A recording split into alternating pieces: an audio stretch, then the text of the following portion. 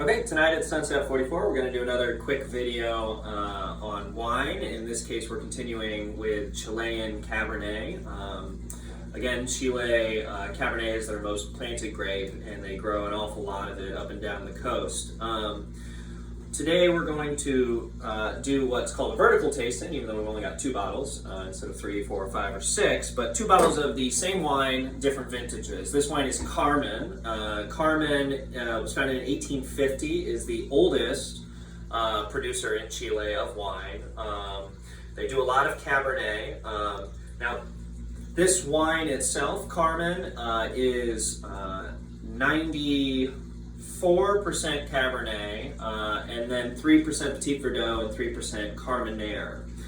Carmen also became famous for being the winery where Carmenere was discovered.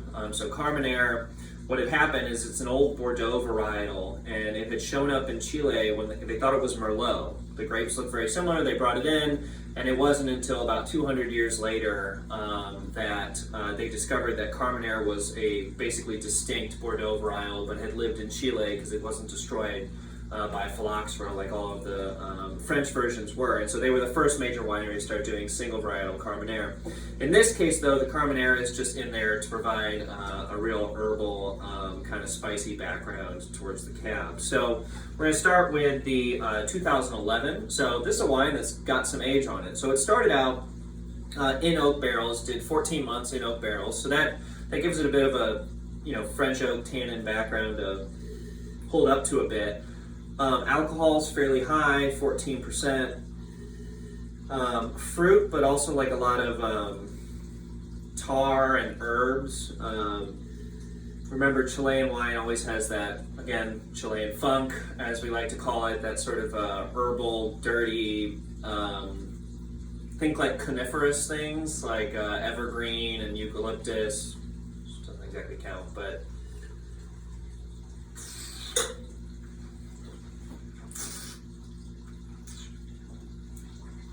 I mean, it's a big wine, and we're selling it right now at a great price. I think the Carmen it's got you can feel those that nice level of oak. So this is their Grand Reserva. This is the one that takes a little bit more oak than the other wines they put out, and you kind of feel that on the finish. It's nice, smooth, carries out. Moving into the 2012. Now, 2012 we're a year younger, but we're also a really fine vintage. So this, in 2015, Wine Spectator put it in its top 100 wines of the year. It actually ranked it at number 32, which of course they shove right on the label.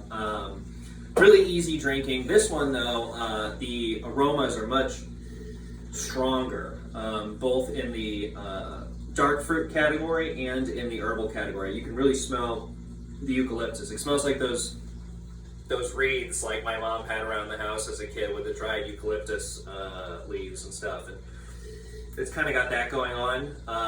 Also, the color is just a tad bit darker.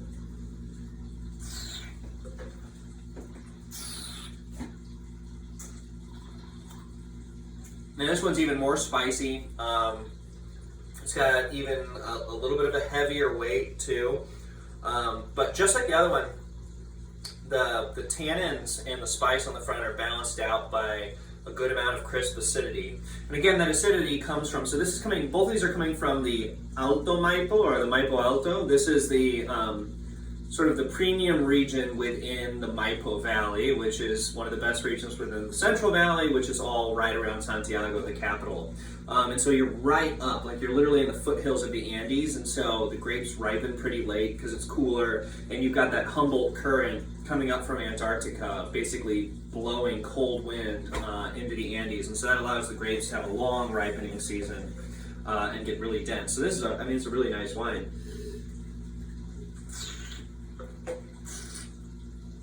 But that crisp acidity gives it a nice long finish, makes it a great thing. Chilean wines in general are great to pair with like heavy stews, big cuts of meat, barbecue, especially with that little bit of a smoky eucalyptus thing going on.